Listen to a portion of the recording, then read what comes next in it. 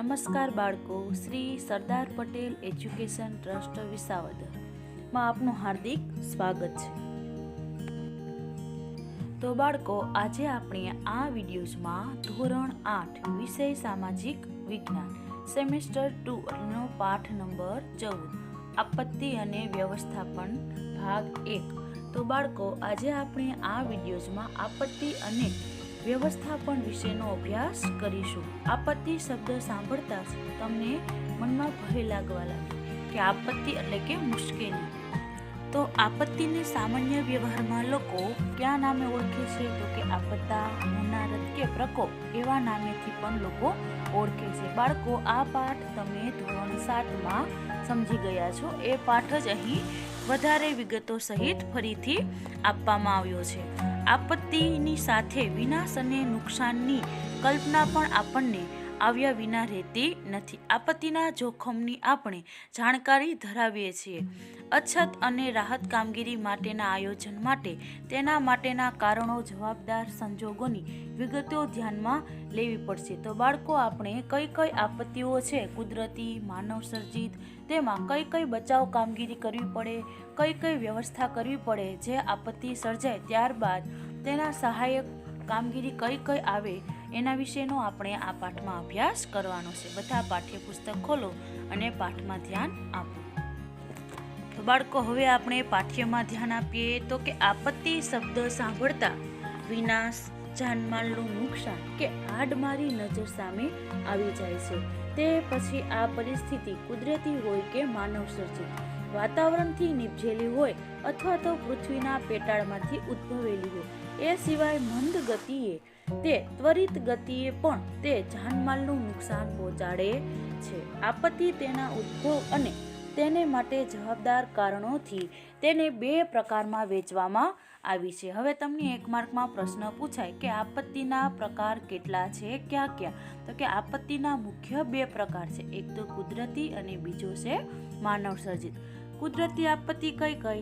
તો કે પૂર, વાવાઝોડું, સુનામી, તીડ પ્રકોપ, મહામારી, આ બધી આપત્તિઓ છે એ કુદરત દ્વારા નિર્મિત પામેલી હોય છે, એટલે કે કુદરતી હોય છે. હવે માનવ સર્જિત આપત્તિ કઈ કઈ? જે માનવો દ્વારા આપત્તિઓનું નિર્માણ થાય, તો કે આગ, હુલ્લડ, બોમ્બ વિસ્ફોટ, ઔદ્યોગિક અકસ્માત વગેરે. આ બધી આપત્તિઓ છે એ માનવ સર્જિત આપત્તિઓ છે. તેમાં જોઈએ તો કે એવી કઈ આપત્તિઓ છે કે જેની આગાહી એટલે કે એની પૂર્વ આગાહી શક્ય હોય એવી. હવે જોઈએ પૂર્વ આગાહી શક્ય છે એવી કઈ કઈ આપત્તિઓ? તો કે પૂર, વાવાઝોડું, સુનામી, તીડ પ્રકોપ, દુષ્કાળ, મહામારી વગેરે. આ બધી કુદરતી આપત્તિઓ છે એની પૂર્વ આગાહી કરી શકાય છે, એટલે કે તેની પૂર્વ આગાહી છે એ શક્ય છે. પરંતુ પૂર્વ આગાહી શક્ય ન હોય એવી કઈ કઈ આપત્તિઓ? તો કે ભૂકંપ, જ્વાળામુખી, દાવાનળ, ભૂસ્ખલન વગેરે. આ બધી આપત્તિઓ છે તેની પૂર્વ એટલે કે અગાઉથી આગાહી કરી શકાતી નથી. ત્યારબાદ આગળ જોઈએ તો કે આપત્તિના પ્રકારોને સમજવાથી આપણે તેની સામે બચાવ કામગીરી સારી રીતે કરી શકીએ. તે માટે આપત્તિના કારણો અને તેના પ્રકારોને જાણવા જોઈએ. હવે જોઈએ કુદરતી આપત્તિ. તો કે કુદરતી આપત્તિ એટલે શું? 1 માર્કમાં પ્રશ્ન પૂછાય. તો કે જે આપત્તિ માટે કુદરતી બળો કે સંજોગો કારણભૂત હોય તેને કુદરતી આપત્તિ કહે છે, એટલે કે એ માનવનો એમાં હસ્તક્ષેપ હોતો નથી, જે કુદરત નિર્મિત હોય છે. આ પ્રકારની આપત્તિ વ્યાપક ક્ષેત્રમાં જાનમાલની ભારે ક્ષતિ પહોંચાડે છે. પૂર્વ આગાહી શક્ય ન હોય તેવી ભૂકંપ, જ્વાળામુખી, દાવાનળ અને ભૂસ્ખલન જેવી આપત્તિઓ એ ભારે વિનાશ વેરે છે. જ્યારે તેની પૂર્વ કે આગોતરી આગાહી કરી શકાય એવી કઈ કઈ આપત્તિ આપણે જોઈ? તો કે પૂર, વાવાઝોડું, સુનામી, તીડ પ્રકોપ અને મહામારી જેવી આપત્તિઓમાં અગમચેતી એટલે કે અગાઉથી આપણે પગલાં ભરી શકીએ અને વાપરી અને બચાવ માટેના પગલાં ભરવાથી જાનમાલને થતી વિનાશકારી ને પણ આપણે નિવારી શકીએ છીએ. તેમાં પહેલી કુદરતી આપત્તિ છે દાવાનળ. દાવાનળ એટલે કે જે જંગલો કે ઘાસ ભૂસીના વિસ્તારોમાં ફેલાતી આગને શું કહેવાય? દાવાનળ કહે છે. તો કે આ આગ શરૂ થયા પછી પવનની દિશામાં આગળ વધવા લાગે છે. વળી જંગલના સૂકા ઘાસ પાંદડા તેને વધુ વિસ્તારમાં પ્રસરાવે છે. કેટલાક વૃક્ષોમાંથી કુદરતી રીતે ઝરતા ગુંદર આ દાવાનળ માટે કેટલીક વાર માનવ પ્રવૃત્તિ પણ જવાબદાર રહે છે. તો બાળકો, તમને એમ પ્રશ્ન પૂછવામાં આવે કે દાવાનળ એટલે કે જંગલમાં આગ લાગવી એ કયા કારણોથી જંગલમાં આગ લાગે છે, તો કે કયા પરિબળો જવાબદાર છે, તો કે જેમ કે સળગતી બીડી કે સિગારેટનું બુઝાવ્યા વિના ફેંકવું, પશુ ચરાવનારાઓએ કામચલાઉ બનાવેલ ચૂલા બેદરકારીથી ઓલાવ્યા વિના જતા રહેવું, એ સિવાય જંગલમાંથી પસાર થતી વીજળી કે ગેસની લાઇનમાં અકસ્માત થતા, જંગલના વિસ્તારોમાં પર્યટકો કે યાત્રિકોની બેદરકારી વગેરે આવા સંજોગો એટલે કે આવા દાવાનળ માટે જવાબદાર પરિબળો રહે છે. દાવાનળ માટેના કારણભૂત હોય છે. કુદરતી રીતે આકાશી વીજળી પડવાથી પણ દાવાનળ ફેલાઈ શકે છે એટલે કે જંગલમાં આગ લાગી શકે છે. દાવાનળ જે ક્ષેત્રમાં ફાટી નીકળે છે તે વિસ્તારમાં વનસ્પતિ અને વન્ય સૃષ્ટિને ભારે ક્ષતિ એટલે કે નુકસાન પહોંચે છે. તેના કારણે નાશ પામેલા જંગલને કુદરતી રીતે પુનઃવર્ષન થતા દાયકાઓ પણ વીતી જાય છે એટલે કે ઘણો બધો સમય લાગે છે અને આસપાસ આવેલા જંગલોને પણ જોખમ ઊભું થાય છે. તેને અટકાવવા માટે ત્યાં આસપાસ રહેતા લોકોમાં જાગૃતિ ફેલાવી અને વન વિભાગની કામગીરી વધારે વ્યાપક અને સઘન બનાવી દાવાનળ જેવી આપત્તિ રોકી શકાય છે. આપણા દેશમાં હિમાલયના ઢોળાવો પરના જંગલો, દક્ષિણ ભારતના જંગલોમાં આગના બનાવો નોંધાયા છે. ગુજરાતના જંગલોમાં પણ અગાઉ આગ લાવવાની ઘટનાઓ બની ચૂકી છે. એટલે કે આપણે દાવાનળ કેવી રીતે રોકી શકીએ એ માટે લોકોમાં જાગૃતિ આપણે ફેલાવવી જોઈએ અને આ આપત્તિથી બચવું જોઈએ. હવે આપણે આગળ જોઈએ, જાણવા જેવું ગમશે તેવું પાઠ્યમાં આપેલું છે કે નીચેની આકૃતિની મદદથી સમજો કે એકવાર દાવાનળથી નષ્ટ થયેલા જંગલને પૂર્વવર્ત એટલે કે ફરીથી ઊભા થતા કેટલો સમય લાગે છે. અહીં કોષ્ટકમાં આપેલું છે, જોઈએ. 0 વર્ષે ટૂંકું ઘાસ કે તણખલા, ત્યારબાદ 1 થી 2 વર્ષ પછી ઋતુગત અલ્પજીવી છોડ કેવી રીતે ઉછેરે છે, ત્યારબાદ 3 થી 4 વર્ષ જતા ઉગતા ઘાસ અને દ્વિવર્ષીય આયુ છોડ કેવી રીતે આ છોડ પુનઃ નિર્માણ પામે છે, 5 થી 150 વર્ષ એટલે કે વિવિધ ઘાસ ઝાખરા યુવા વૃક્ષો થાય છે અને 150 થી વધુ વર્ષ છે એ પ્રૌઢ વૃક્ષો બને છે. આવી રીતે એકવાર દાવાનળમાં જંગલો છે એ આગમાં બળી જાય છે એટલે કે નષ્ટ પામે છે, પછી એને ફરીથી કેવી રીતે ઉછેર થાય, કેટલો સમય લાગે છે એ અહીં આપને દર્શાવવામાં આવેલું છે. હવે ત્યારબાદ બીજી આપત્તિ જોઈએ, ભૂસ્ખલન. તો બાળકો, ભૂસ્ખલન એટલે શું? તો કે ભૂસ્ખલન એટલે ભૂમિનું ખસી પડવું. આ ઘટના એ પર્વતીય ક્ષેત્રોમાં વિશેષ જોવા મળે છે. તમને 1 માર્કમાં પ્રશ્ન પૂછાય તો ભૂસ્ખલનની આ રીતે વ્યાખ્યા લખવી, ટીક કરી લેજો. ભૂસ્ખલનની ઘટનાઓ એ પર્વતીય ક્ષેત્રોમાં વધારે જોવા મળે છે. તેના માટે કયા કયા પરિબળો એટલે કે કયા કારણો જવાબદાર છે, કઈ બાબત?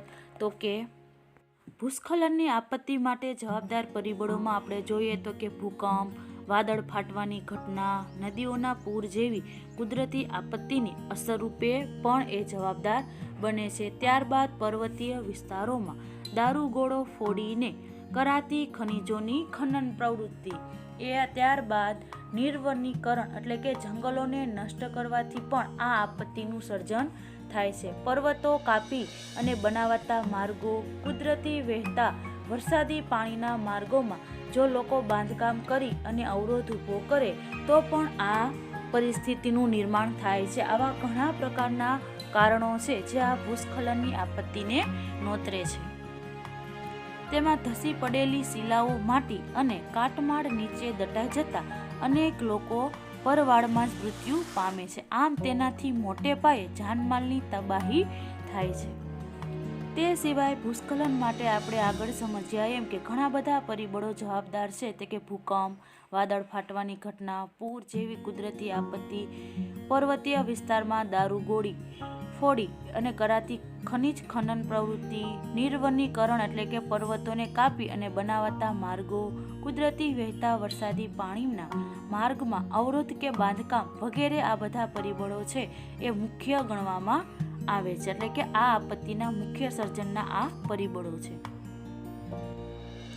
તેમાં આગળ જોઈએ તો કે તેના કારણે વાહન વ્યવહાર માટેના માર્ગોને ભારે નુકસાન થાય છે. વળી તળેટીમાં કે ઢોળાવો પરની માનવ વસાહતોમાં ભારે તારાજી સર્જાય છે. એટલે કે લોકોનું રહેઠાણ છે ત્યાં પણ નુકસાની પહોંચે છે. અનેક માણસો અને પાલતુ જાનવરો પોતાનો જીવ ગુમાવે છે. તે લોકો ઈજાગ્રસ્ત કે કાયમી વિકલાંગતાનો પણ ભોગ બન્યા હોય એના પુનઃવસન એટલે કે ફરીથી તે માટેનું કામ એક પડકારજનક રહે છે. ખેતીલાયક જમીનનો નકામી બની જાય છે. પર્વતીય ઢોળાવો પર આવેલા જંગલો છે એ નાશ પામે છે. એ વિસ્તારનું ભૂમિ દ્રશ્ય છે એ બદલાઈ જાય છે. રસ્તા વ્યવહાર માટેના બાંધકામ ફરી ઊભા કરવા સેંકડો રૂપિયાનો ખર્ચો થાય છે. આમ ભૂસ્ખલન મોટા પાયે આર્થિક નુકસાની લાવે છે. તમને 2 માર્કમાં અથવા તો 3 માર્કમાં પ્રશ્ન પૂછે કે ભૂસ્ખલનથી થતું નુકસાન કેવું હોય છે તો કે વાહન વ્યવહારના માર્ગોને ભારે નુકસાન કરે. અચાનક ધસી પડેલી શિલાઓ એ માટીથી તળેટીમાં કે પર્વતીય ઢોળાવો પરની માનવ વસાહતોને તારાજી સર્જે છે. ભૂસ્ખલનને લીધે ઇજાગ્રસ્ત કે કાયમી વિકલાંગ બનેલી વ્યક્તિઓનું પુનર્વસન કરવાનું કામ અતિ પડકારજનક બની રહે છે. ખેતીલાયક જમીનો છે એ નકામી બની જાય છે. પર્વતીય ઢોળાવો પર આવેલા જંગલો છે એ નષ્ટ પામે છે અને ભૂસ્ખલન વિસ્તારનું ભૂદ્રશ્ય છે એ બદલાઈ જાય છે. અને ભૂસ્ખલન પછી માર્ગો, પુલો, ઇમારતો વગેરેનું નવેસરથી બાંધકામ કરવા માટે સેંકડો રૂપિયાઓ ખર્ચવો પડે છે. તો આ હતા ભૂસ્ખલનથી થતું નુકસાન. અહીં બાજુમાં ભૂસ્ખલનની પ્રક્રિયા દર્શાવેલી છે તે બાળકો તમે સમજો. તો કે સપાટીનું તિરાડવું, ત્યારબાદ નિક્ષેપિત ક્ષેત્ર કેવું હોય અને સરકતી સપાટી, સરકેલ સપાટી કેવી હોય અને શીર્ષ એનું ઉપરનું મથાળું કેવું હોય છે તે અહીં ભૂસ્ખલનની પ્રક્રિયા તમને દર્શાવેલી છે. ભૂસ્ખલનથી પ્રભાવિત વિસ્તારોમાં કયા રાજ્યો તો કે ઉત્તરાખંડ રાજ્યમાં કુમાઉં અને ગઢવાલ, પશ્ચિમ બંગાળમાં દાર્જિલિંગ એ મુખ્ય રાજ્યમાં છે જ્યાં આવી અસર જોવા મળી હતી. ગુજરાતમાં સાપુતારા એટલે કે ક્યાં આવેલો ડાંગ જિલ્લામાં, ઈડર એટલે કે સાબરકાંઠા અને અંબાજી દાંતા બનાસકાંઠામાં આવી ઘટનાઓ છે એ જવલે જ બને છે અને તેનો વ્યાપ અત્યંત મર્યાદિત હોવાથી તેની વિનાશકતા હિમાલયના વિસ્તારોની તુલનામાં ઘણી અલ્પ એટલે કે ઘણી આની નુકસાની છે એ આવા વિસ્તારોમાં ઓછી હોય છે.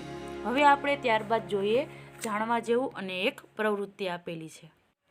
તો કે જાણવા જેવામાં આપેલું કે તમે પર્વતીય વિસ્તારમાં મુસાફરી કરતા આવું સંકેત પાટિયું જોયું હશે જે અહીં બાજુમાં આપેલું છે તે શું સૂચવે છે તો કે જે વિસ્તારમાં ભૂસ્ખલનની સંભાવના હોય ત્યાં લોકોએ સાવધાની કરવા આ નિશાની છે એ પ્રદર્શિત કરાયેલી છે.